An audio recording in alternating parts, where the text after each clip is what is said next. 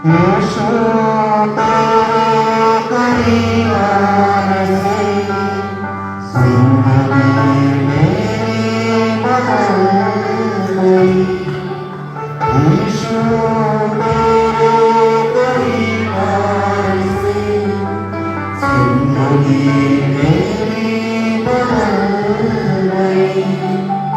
यीशु तेरे छूने से जिंदगी मेरी संभल गई। तूने मुझे बचाया, तूने मुझे सहारा, तूने मुझे बचाया, तूने मुझे सहारा। मैं धन्यवाद करता रहूँगा, यीशु धन्यवाद करता रहूँगा। मैं धन्यवाद करता रहूँगा, यीशु धन्यवाद करता रहूँगा। आपको तो खाना बोलोगे, आपको बता बोलोगे।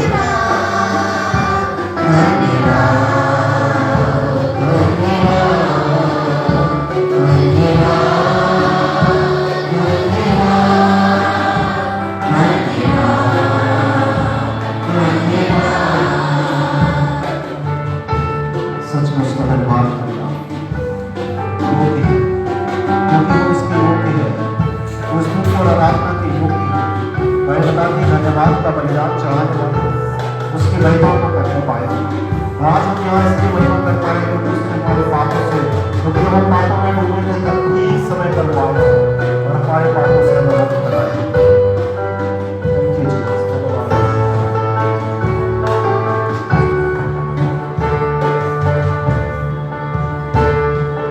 मैं जो पापों में डूबा हुआ था, आज वो मुझसे दूर हुआ था।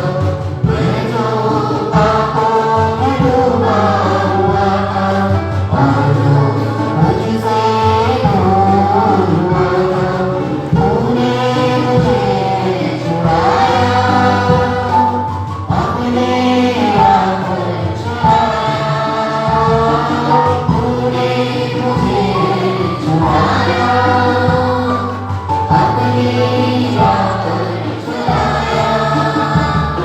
मैं धन्यवाद करता रहूँगा, यीशु धन्यवाद करता रहूँगा। मैं धन्यवाद करता रहूँगा, यीशु धन्यवाद करता रहूँगा।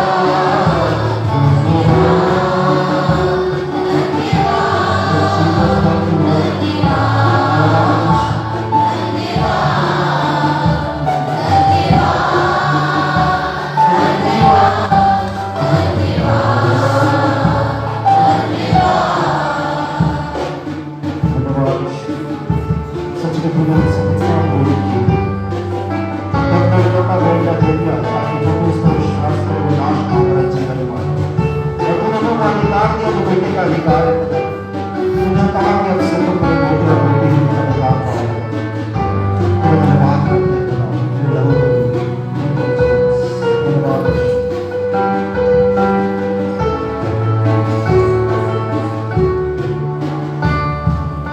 यीशु ने सामने लगाया, मुझको अपना बेटा बनाया। यीशु ने सामने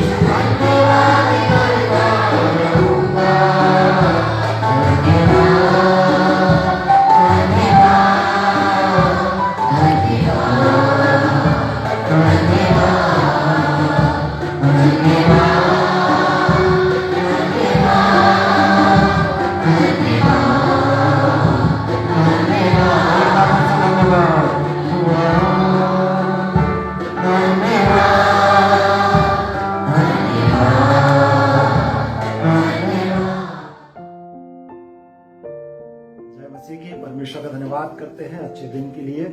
और एक बार फिर से उसने अवसर दिया कि हम एक साथ मिलकर उसकी आराधना कर सकते हैं, उसके वचन में से समझ सकते हैं, सीख सकते हैं, उसके वचन की मनादी कर सकते हैं। खुदावंद का धन्यवाद करते हैं कि परमेश्वर ने ऐसे माध्यम निकाले, ऐसे परिस्थिति में भी खुदावंद ने टेक्नोलॉजी के माध्यम से, इबादत चैनल के माध्यम के द्वारा हम एक साथ परमेश्वर के वचन का अध्ययन कर सकते हैं। इसके लिए परमेश्वर का धन्यवाद करते हैं। बहुत सारी बातों को हमें अपने जीवन में स्मरण करने की जरूरत है। जीवन हमारा लाइफ में जो हम देख रहे हैं आज, बाहर का वातावरण जो चल रहा है वो अनुरूप नहीं है, हमारे अनुकूल नहीं है। लेकिन ऐसे समय में खुदावंद कहता है कि बहुत सी चीजों को हमें स्मरण करना है, अपने खुदा को हमें स्मरण करना है। भजन संहिता उसका 78वां अध्याय उसके 11 पद को यदि हम पढ़े, वहां इस प्रकार से लिखा है, उन्होंने उसके बड़े कामों को और जो आश्चर्य क्रम उसने उनके सामने किए थे उनको भुला दिया।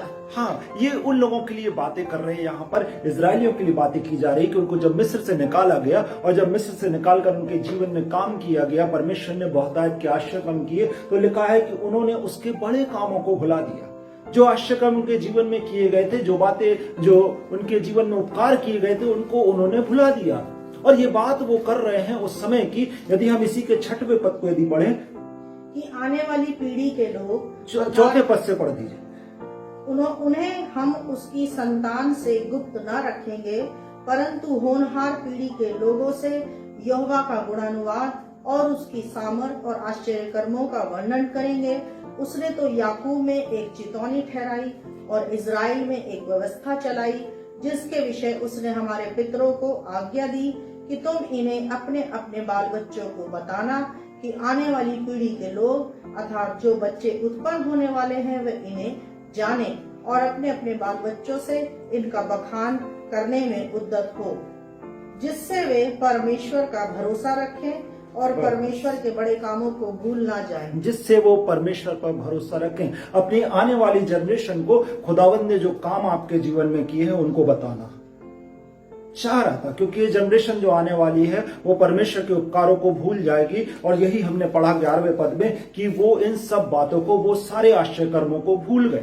और खुदा चाह रहा है कि हमें उनको स्मरण करने की जरूरत है। खुदा चाह रहा है हमें उनको अपने जनरेशन को बताने की जरूरत है, क्योंकि जो नई जनरेशन आएगी वो इन बातों को भूल जाएगी। तभी तो भजन संहिता के 103 और उसका 2 पद में लिखा है कि दाऊद कहने लगा, उसके किसी उपकारों को ना भूलना, उसके किसी उपकारों को ना भूलना। जो उपकार उसने हमारी लाइफ में किए हैं, जो उपकार उसने हमारे जीवन में किए हैं, उनको ना भूलना। क्योंकि जब हम उनको भूलते हैं तो हम अपनी लाइफ में प्रॉब्लम्स को क्रिएट करते हैं, अपनी लाइफ में उन बातों को क्रिएट करते हैं जो हमारी हानि की होती हैं। लेकिन जब हम उसको स्मरण रखते हैं और अपनी जनरेशन को बताते हैं, अपने लोगों को बताते हैं, तो हम प्रॉस्पर होते हैं, आशीषित होते हैं। दूसरा, इतिहास में एक व्यक्ति के पास चलेंगे जिसके 32वें अध्याय में चलेंगे और उसमें एक व्यक्ति का वर्णन है हिजकिय्याह के जीवन के बारे में। दूसरा इतिहास 32 अध्याय उसका 24वां पद। उन दिनों हिजकिय्याह ऐसा रोगी हुआ कि वह मरने पर था। तब उसने यहोवा से प्रार्थना की और उसने उससे बातें करके उसके लिए एक चिन्ह ठहराया, परंतु हिजकिय्याह ने उस उपकार का बदला ना दिया, क्योंकि उसका मन फूल उठा था। इस कारण उसका कोप उस पर और यहूदा और यरूशलेम पर भड़का। हाँ, हिजकिय्याह के जीवन के बारे में हम जानते हैं किस प्रकार से परमेश्वर ने उसके जीवन में चमत्कार किया, किस प्रकार से परमेश्वर ने उसके जीवन में उपकार किया। जब वो बीमार हो गया था, किस प्रकार से खुदावंद ने उसको आशीषित किया, उसके जीवन को, उसकी आयु को बढ़ा दिया। और लिखा है कि वो उसके उपकार का बदला ना दे पाया। हिजकिय्याह भूल गया कि परमेश्वर ने उसके जीवन पर क्या अनुग्रह किया है। भविष्यवक्ता कहने लगा तेरी आयु बढ़ जाएगी, तो वो कहने लगा इसका क्या चिन्ह होगा। वो हिजकिय्याह जो अपनी आशीषों के लिए कंफर्मेशन मांग रहा था कि क्या चिन्ह होगा, वो हिजकिय्याह के बारे में लिखा है कि वो उसके उपकारों का बदला ना दे पाया। जो उपकार उस पर किए गए थे उसको भूल गया, और इस कारण यहोवा का क्रोध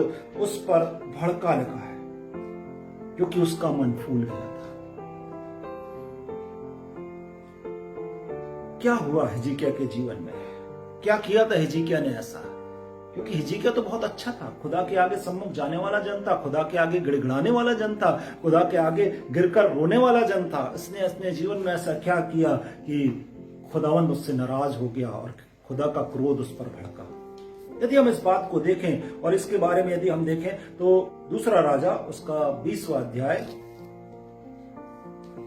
दूसरा राजा 20वां अध्याय 12 पद से पढ़ दे, 12 और 13 पद। उस समय बलदान का पुत्र बरोदक बलदान जो बेबीलोन का राजा था, उसने हिजकिय्याह के रोगी होने की चर्चा सुनकर उसके पास पत्री और भेंट भेजी। उनके लाने वालों की मानकर हिजकिय्याह ने उनको अपने अनमोल पदार्थों का सब भंडार और चांदी और सोना और सुगंध द्रव्य और उत्तम तेल और अपने हथियारों का पूरा घर और अपने भंडारों में जो जो वस्तुएं थी वे सब दिखाई। हिजकिय्याह के भवन और राज्य भर में कोई ऐसी वस्तु ना रही जो उसने उन्हें ना दिखाई हो। कोई ऐसी वस्तु ना रही जो उसने सब कुछ दिखा दिया। अनमोल पदार्थों का भंडार दिखा दिया, सुगंधित द्रव्य दिखा दिए, सब चीजों उत्तम तेल दिखा दिया, चीजें दिखाते चला गया, सब चीजों का बखान करता चला गया। ये देखो ये उत्तम चीज है, ये देखो मेरे पास ये भंडार है, एक एक चीज को बताता चला गया। और जब ये बता रहा था, उस राजा के डिप्लोमेटिक जो ग्रुप आया था उसको बता रहा था ये चीजें, तो ये बात भविष्यवक्ता तक पहुंची और भविष्यवक्ता आकर उससे पूछने लगा। यशायाह ने आकर उससे पूछा कि हिजकिय्याह ये कौन लोग आए हैं? इसने कहा कि आए हैं दूर देश के राजा ने कुछ डिप्लोमेटिक कुछ लोग भेजे हैं और ये मेरे पास आए हैं, मेरे से बातचीत करने के लिए आए हैं। कहने लगा इनको क्या क्या दिखाया, क्या क्या दिखाया? तो वो कहने लगा 16 और 17 पद पढ़ दीजिए इसी का। तब यशायाह ने हिजकिय्याह से कहा, यहोवा का वचन सुन ले, ऐसे दिन आने वाले हैं जिनमें जो कुछ तेरे भवन में है और जो कुछ तेरे पुरखाओं का रखा हुआ आज के दिन तक भंडारों में है, वह सब बेबीलोन को उठ जाएगा। यहोवा का यह कहता है कि कोई वस्तु ना बचेगी। कोई वस्तु ना बचेगी। क्यों ऐसा कहा गया? क्योंकि तूने सब कुछ तो दिखाया। हिजकिय्याह तूने सब दिखा दिया, तूने अपने भंडार दिखा दिए, अपने धन दौलत दिखा दी, अपना सब कुछ दिखा दिया और उसके लिए यशायाह कहने लगा कि अब सब कुछ लुट जाएगा तेरे पास से, कुछ भी ना बचेगा तेरे पास। क्योंकि हिजकिय्याह का मन फूल उठा था और इसलिए खुदा बाप नाराज हो गया था। हिजकिय्याह तुमने क्या किया? तुमने ये किया, जरूरत तो ये थी कि जब टीम तुम्हारे पास आई थी, जब लोग तुम्हारे पास आए थे, तुम्हारी चर्चा सुनकर आए थे कि खुदावंद ने इसके जीवन में काम किए हैं, तो तुम्हें वो दीवार दिखाना थी, वो भीत दिखाना थी सबसे पहले कि जहां पर तुमने आंसू बहाए थे, वो दीवार दिखाना थी जिसकी तरफ तुमने मुंह करके खुदावंद से दुआएं की थी, विनती की थी, जो उपकार खुदा ने किए थे उनको स्मरण करना था, उन बातों को उनको दिखाना था। वो अश्शूर के राजा का लेटर तुम्हें दिखाना था जब तुम्हारे पास भेजा गया था, तुमने खुदा के आगे फैला दिया था। लेकिन ये सब चीजें तुमने नहीं दिखाई। तुमने क्या दिखाया? ओहो मेरा भवन देख लो, मेरे भंडार देख लो, मेरी चीजें देख लो। कई बार हम भी यही करते हैं। जब हम आशीषों में भर जाते हैं, जब हम बहुत ऐसे आशीषित हो जाते हैं, तो हम यही कहते हैं, अरे देखो मैंने इतना बड़ा घर यूं ही बना लिया, मैंने इतने पैसे यूं ही बना लिए, मैंने इतनी बड़ी गाड़ी यूं ही खरीद ली, मेरा बेटा तो कनाडा में पढ़ता है, मेरा लड़का तो ये काम करता है, मेरे बच्चे तो ऐसे हैं, मैं और मैं ही मैं करते हैं। हमारा भी मन फूल जाता है। खुदा क्या हो गया? हिजकिय्याह से नाराज हो गया। कई बार हम उन आशीषों को भूलकर, जो हमें अपनी आशीषों को साथ लेकर चल रहा था, जिन आशीषों को हमें दूसरों को दिखाना था, दूसरों को बताना था, उनको हम भूल जाते और हमारा मन फूल उठता है। इस कारण खुदा क्रोधित होता है। जरूरत है अपने आप को चेक करने की। कहीं ऐसा तो नहीं कि हमने अपनी लाइफ में कुछ ऐसी कमियां कर ली हैं, ऐसी घटिया कर ली हैं कि हमारा मन अब उन बातों में नहीं है जिन पर खुदा हमें लगाना चाहता। हम उनको भूलकर अपनी ही बातों को, अपनी योजनाओं को पूरा करने लगे हैं। हिजकिय्याह भूल गया, उपकार का बदला ना दे पाया। लेकिन आगे लिखा है कि वो दीन हुआ और खुदा बाप ने उस पर आशीष दी। जरूरत है हम अपने मन को चेक करें। कहीं ऐसा तो नहीं कि जो आशीषें खुदा ने दी हैं, जो उपकार खुदा ने दिए हैं, उनको हम भूले चले जा रहे हैं। जो बातें खुदा ने दी हैं उनको हम भूलते चले जा रहे हैं। तभी तो भजन संहिता में उसने कहा कि उसके उपकारों को ना भूलना। हमें आज उनके उपकारों को अपने जीवन में याद रखने की जरूरत है, अपने साथ लेके चलने की जरूरत है। जब कोई पूछे कि क्या हुआ, तुम इतनी अच्छी जीवन कैसे जी रहे हो, तो हम कह सके कि खुदा बाप ने मेरे जीवन में क्या कुछ नहीं किया है। वो दीवार, वो भीत हम दिखा सके, खुदावन के सम्मुख अपने आप को बता सके कि हमारे खुदा ने हमारे जीवन में क्या क्या किया है। उसके उपकारों को न भूलना। मरकुस उसका 2 अध्याय, और वहां पर एक बड़ी अच्छी घटना का वर्णन है 2 अध्याय में। और जब उस 2 अध्याय की घटना की ओर ध्यान करेंगे तो वहां पर लिखा है 4 लोग आते हैं और 4 लोग कुछ एक झोले के मारे को लेकर आए हैं प्रभु यीशु मसीह के पास कि वो उसको चंगा कर दे। और जब वो उसको चंगा करते हैं प्रभु यीशु मसीह, तो उस झोले के मारे को छत फाड़कर उसको नीचे डालते हैं उन लोग, और प्रभु यीशु मसीह के पास जाता है। प्रभु यीशु मसीह उस पर कुछ बात करते हैं उसके साथ, और उसके साथ क्या बातें कर रहे हैं देखिए 2 अध्याय 10वां पद से पढ़ेंगे। परंतु जिससे तुम जान लो कि मनुष्य के पुत्र को पृथ्वी पर पाप क्षमा करने का भी अधिकार है, उसने उस लकवे के रोगी से कहा, मैं तुझसे कहता हूँ, उठ, अपनी खाट उठाकर अपने घर चला जा। वह उठा और तुरंत खाट उठाकर सबके सामने से निकलकर चला गया।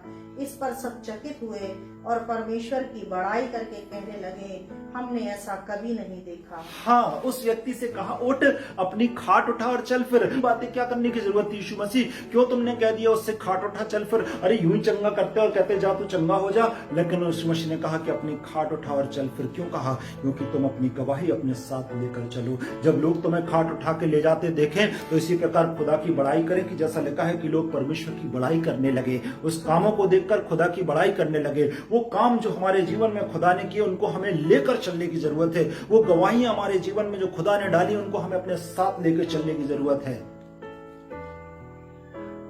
व्यक्ति जब जा रहा होगा तो लोग पूछेंगे क्यों खाट उठा के जा रहा हो, तो वो कहेगा कि खुदावंद ने मेरे जीवन में काम किया है। इस खाट से मैंने अपने जीवन को शुरू किया था, लेकिन आज इस खाट को मैं उठा के चल रहा हूँ। खुदा के सम्मुख वो अपनी गवाही को लेकर चल रहा था। हमें जरूरत है अपनी गवाहियों को अपने साथ लेकर चलने की, उसके उपकारों को ना भूलना और स्मरण रखना, अपनी आने वाली पीढ़ी को बताना कि खुदावंद ने तुम्हारे जीवन में क्या कुछ नहीं किया है।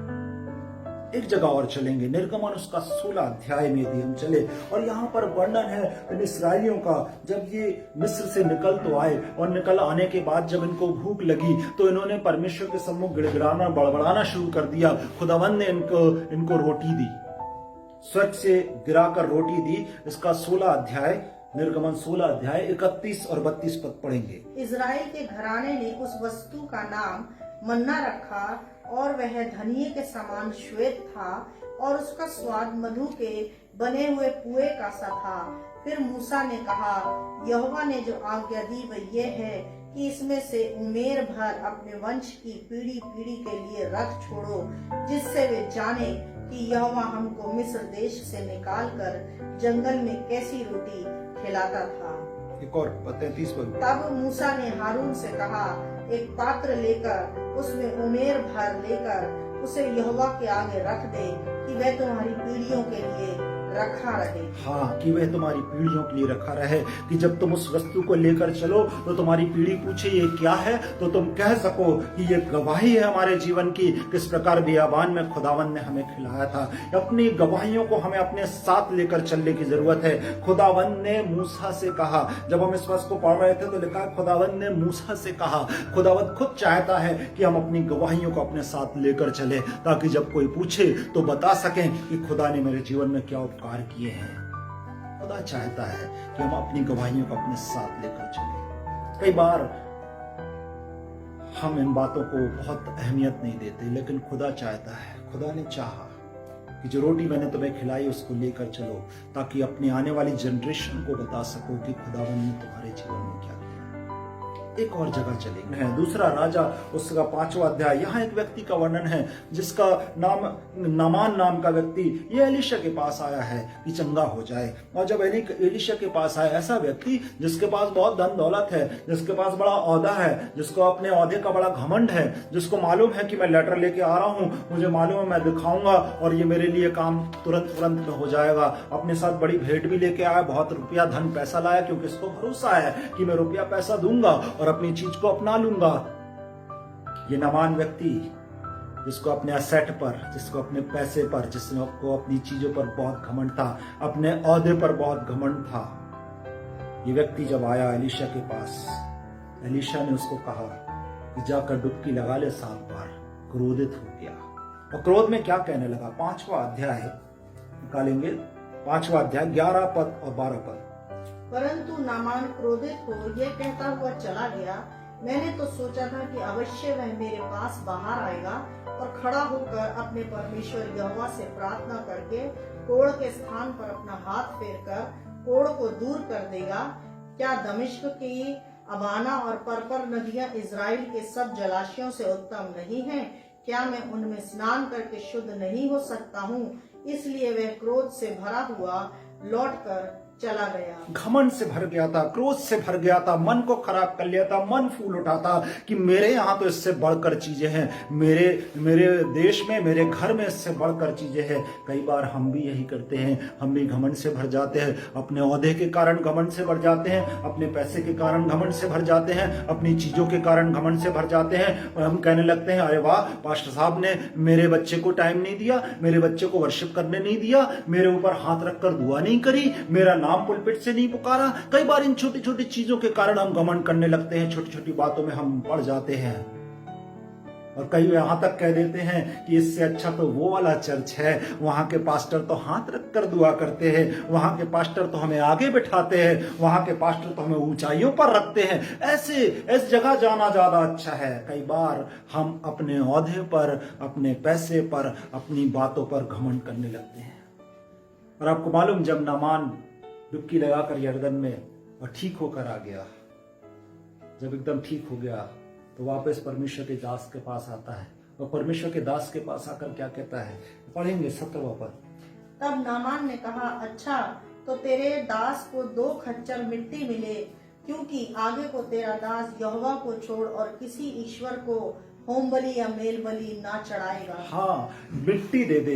कहने लगा दास आकर कि मिट्टी दे दे। नामान कहने लगा मिट्टी दे दे। ये मिट्टी का क्या करोगे नामान? नामान मिट्टी का क्या करेगा? जब ठीक होकर अपने देश जाएगा, जिसको वो बड़ा उत्तम कह रहा था जहां की नदियां और जहां की चीजें बड़ी उत्तम हैं, जब वहां जाएगा तो कह सकेगा कि ये मिट्टी में वहां से लाया जहां खुदावंद ने मुझ पर उपकार किए हैं। जब लोग पूछेंगे कि उत्तम जगह पर आए हो, वहां से ये मिट्टी क्या लेकर आए हो, कहेगा नहीं, ये मेरे मिट्टी जीवन की गवाही है, जिसने मेरे जीवन में खुदावंद ने जहां पर मुझ पर उपकार किए हैं। अपनी गवाही को हमें साथ लेकर चलना है, अपनी मिट्टी को हमें साथ लेकर चलने की जरूरत है, अपनी खाट को हमें उठाकर लेकर चलने की जरूरत है। एक और जगह चलेंगे जिसके बारे में हम बहुत अच्छे से जानते हैं, जिसको मिलता है हमें पहला शमूएल उसका 17वें अध्याय में, और यहाँ पर भी एक व्यक्ति का वर्णन है, गोलियत के बारे में लिखा है। और ये गोलियत रोज सुबह शाम आकर लोगों को, परमेश्वर के लोगों को आकर धमकाता था और बोलता था कोई आओ लड़ने। और यहाँ पर परमेश्वर का एक छोटा सा बेटा, एक दास दाऊद था, और जब दाऊद को ये बात मालूम हुई तो वो राजा से कहने लगा, राजा मैं जाऊंगा। राजा कहने लगा, अरे तू तो अभी बहुत छोटा है, लड़कपन से है, तुझ पर बहुत छोटा है, और वो बड़ा योद्धा है। कहने लगा, नहीं राजा, तुम जानते नहीं हो। दाऊद कुछ बातें करने लगा। इसका 17वां अध्याय और उसका 33 और 34 पद पढ़ दीजिए। 33 पद। शाऊल ने दाऊद से कहा, तू जाकर उस फलिश्ती के विरुद्ध युद्ध नहीं कर सकता, क्योंकि तू तो लड़का ही है और वह लड़कपन ही से योद्धा है। दाऊद ने शाऊल से कहा, तेरा दास अपने पिता की भेड़ बकरियां चराता था, और जब कोई सिंह या भालू झुंड में से मेमना उठा ले जाता था, तब मैं उसका पीछा करके उसे मारता और मेमने को उसके मुंह से छुड़ा लेता, और जब वह मुझ पर हमला करता तब मैं उसके केश को पकड़कर उसे मार डालता। हाँ, 37वां पद भी पढ़ दीजिए। 37 फिर दाऊद ने कहा, यहोवा जिसने मुझे सिंह और भालू दोनों के पंजे से बचाया है, वह मुझे उस फलिश्ती के हाथ से भी बचाएगा। शाऊल ने दाऊद से कहा, जा, यहोवा तेरे साथ रहे। हाँ, वह यहोवा जो मुझे सिंह और भालू से बचाता आया है, वो यहोवा जिसने मेरे जीवन में बड़े बड़े काम किए हैं, वो यहोवा मुझे इस फिलिस्ती पर भी विजय दिलाएगा। अपनी गवाही को बताने लगा वो राजा के आगे। राजा तो कह रहा था तू बहुत छोटा है, अभी तू नहीं जानेगा। इवन इसके भाई लोग भी कह रहे थे तू यहाँ बेकार आ गया, लड़ाई देखने आया होगा, लेकिन ये अपनी गवाही देने आया था। ये अपनी गवाही राजा के सम्मुख जब देने लगा तो राजा भी मान गया और कहने लगा, जा, यहोवा तेरे साथ है। और लिखा आगे हम पढ़ते हैं, हमें मालूम है इस बारे में कि परमेश्वर ने किस प्रकार से दाऊद को विजय दिलाई। हमें अपनी गवाही लेकर चलने की जरूरत है। जब मौका लगे अपनी गवाही बोल देने की जरूरत है। जब मौका लगे अपनी गवाही को निकालने की जरूरत है। अपनी गवाही को जब हम लेकर चलेंगे, अपनी खाट को जब उठाकर चलेंगे, अपनी मिट्टी को जब लेकर चलेंगे, लोग हमसे बार बार पूछेंगे ये कैसे हुआ तुम्हारे जीवन में, ये क्या है तुम्हारी लाइफ में, तब तुम कह सकोगे कि खुदावन ने मेरे जीवन में क्या बड़े बड़े काम किए हैं। और खुदा हर परिस्थिति में आगे ले जाएगा। एक और व्यक्ति के बारे में हम जानते हैं, यूसुफ का वर्णन हम जानते हैं। यूसुफ किस प्रकार से उसके जीवन में अप्स एंड डाउन आए, किस प्रकार से उसकी लाइफ कभी ऊपर होती थी, कभी नीचे होती थी, और एक के बाद एक उसकी लाइफ कैसी होती चली गई। और लिखा है उत्पत्ति उसका 45वें अध्याय में, और जब अकाल पड़ गया, और अकाल पड़ने के बाद जब इसके भाई, वो भाई जिन्होंने इसको धक्का देकर गड्ढे में डाल दिया था, वो भाई जो इससे बैर रखते थे, वो भाई जो इसको सताते थे, इसको मार डालना चाहते थे, इसको बेच दिया था जिन भाइयों ने, जब वो भाई भी उसके पास आए, तब यूसुफ ने उनसे क्या कहा? 45वां अध्याय 7वां और 8वां पद पढ़ दीजिए। इसलिए परमेश्वर ने मुझे तुम्हारे आगे इसीलिए भेजा कि तुम पृथ्वी पर जीवित रहो और तुम्हारे प्राणों से बचने से तुम्हारा वंश बढ़े।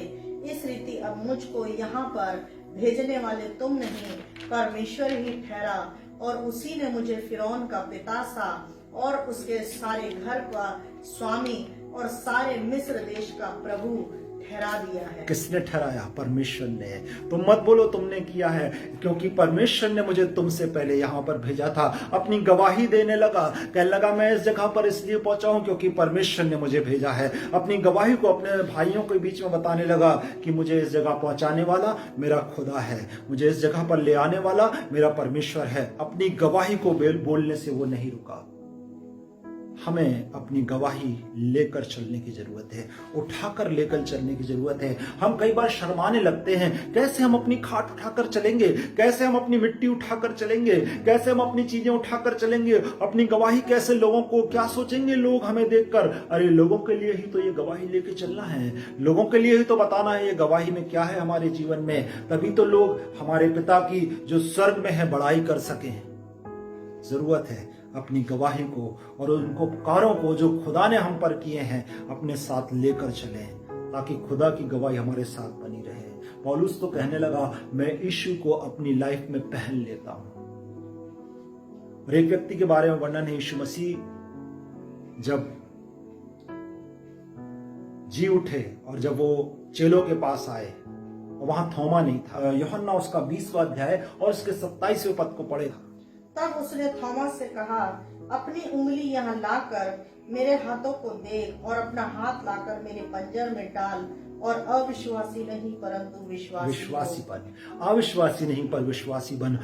यीशु मसीह, वो यीशु मसीह जो लोगों को चंगा कर देता था, वो यीशु मसीह जिसने लंगड़ों को, अंधों को और ना जाने किस किस को चंगा किया, वो यीशु मसीह क्या अपने घाव को चंगा नहीं कर सकता था, लेकिन वो गवाही बना के रखना चाहता था। थॉमस से कहने लगा आ उंगली डाल और देख। हमारी गवाही बहुतों को अविश्वास से विश्वास में ले आएगी। अगर हमारी गवाही लेकर हम चलेंगे तो हमारी गवाही से अविश्वासी विश्वास में आ जाएंगे। अविश्वासी ना हो लेकिन विश्वासी हो जा। हमें अपनी गवाही को, अपने उपकारों को जो खुदा ने हमारे ऊपर किए हैं लेके चलने की जरूरत है, क्योंकि उसके द्वारा बहुत सारे जीवन खुदावन में बदले जा सकते हैं, बहुत सारे जीवन बदल सकते हैं। थोमा ने विश्वास किया और आज हम जीवित हैं, आज हम यहाँ पर खुदा का प्रचार कर पा रहे हैं, क्योंकि थोमा ने आकर हमारे इस देश को बचाया। हमें अपनी गवाही को अपने साथ लेकर चलने की जरूरत है। इस वचन के द्वारा परमेश्वर हम सबको आशीष दे। जरूरत है इन दिनों में जब हम ऐसे समय में हैं, उन उपकारों को याद करें जो खुदावंद ने हम पर किए हैं। हम मिट नहीं गए, ये उसकी महाकरुणा का फल है। उन उपकारों को याद करें। सच में इस पेंडेमिक में, इस महामारी के समय में खुदावंद ने हम पर कितने उपकार किए, इस बातों को याद करें। और इसलिए आज हम जीवित हैं। जब हम उपकारों को अपने साथ लेकर चलेंगे, जब अपनी खाट को अपने साथ लेकर चलेंगे, जब अपनी गवाही को अपने साथ लेकर चलेंगे, बहुत सारे जीवन हमारी खाट से, हमारी मिट्टी से, हमारी गवाही से, कारों से खुदावन के सम्मुख आ जाएंगे, खुदा के पास आ जाएंगे। परमेश्वर इस वचन के द्वारा हम सबको आशीष दे। आइए अपनी आंखों को बंद करें, प्रार्थना में जाएंगे। पिता परमेश्वर धन्यवाद करते हैं एक बार फिर से आज के अच्छे दिन के लिए प्रभु, और अच्छे वचन के लिए आपका धन्यवाद करते हैं पिता। और चाहते खुदावन ये वचन हमारे जीवन में काम करने वाला हो जाए। खुदावन जिस प्रकार दाऊद ने कहा कि उसके उपकारों को ना भूलना, हमें इस बात को अपने जीवन में गांठ बांध देना है कि उसके उपकारों को हमें कभी नहीं भूलना है, चाहे परिस्थिति कैसी भी हो, लेकिन हर तरीके में खुदावन हमें तुझे अपने साथ लेके चलना है। उन उपकारों को, उन गवाहियों को हमें अपने जीवन में बना के रखना है, क्योंकि जब हम अपने जीवन में उन उपकारों को बना के चलते हैं खुदावन, हम ऊंचाइयों को प्राप्त करते हैं। यूसुफ ऊंचाइयों को प्राप्त कर सका क्योंकि उसने उन गवाहियों को अपने जीवन में बना के रखा। दाऊद ऊंचाइयों को प्राप्त कर सका क्योंकि उसने उन उपकारों को, उन गवाहियों को अपने जीवन में बना के रखा। खुदावन तू चाहता है प्रभु कि हम उन उपकारों को ना भूलें, लेकिन उनको प्रदर्शित करें अपनी लाइफ से, अपनी बातों से, अपने व्यवहार से, अपने कामों से उन उपकारों को प्रदर्शित करें। हिजकिय्याह के समान ना हो कि उसके उपकार का बदला ना दिया, भूल गया सब चीजें, लेकिन खुदावन हम प्रभु दाऊद के समान हो, यूसुफ के समान हो, पौलुस के समान हो, यीशु के समान हो, कि प्रभु जो गवाही हमारे ऊपर बनी हुई है उनको लेकर चलने वाले हो सके, ताकि खुदावन हमारे जीवन से हमारे उस परमेश्वर की जो स्वर्ग में है लोग बड़ाई करने पाए। इसके वचन के लिए धन्यवाद करते हैं। जितने लोग खुदावन इस वचन को सुन रहे हैं, हर एक को बहुतायत से आशीषित करना। हमें नहीं मालूम किसी के जीवन में क्या समस्या है, क्या परेशानी है, लेकिन खुदावन हम ये जानते हैं जब हम आपके उपकारों को, नाश्य कर्मों को याद करेंगे, हमारे जीवन और आशीषित होंगे और प्रॉस्पर होंगे। खुदावन एक एक को आशीषित करना, एक एक को बहुतायत से अपने कार्यों और योजनाओं के लिए इस्तेमाल करना, यीशु मसीह के नाम से मांगते हैं, सुनिए और ग्रहण कीजिए, आमीन।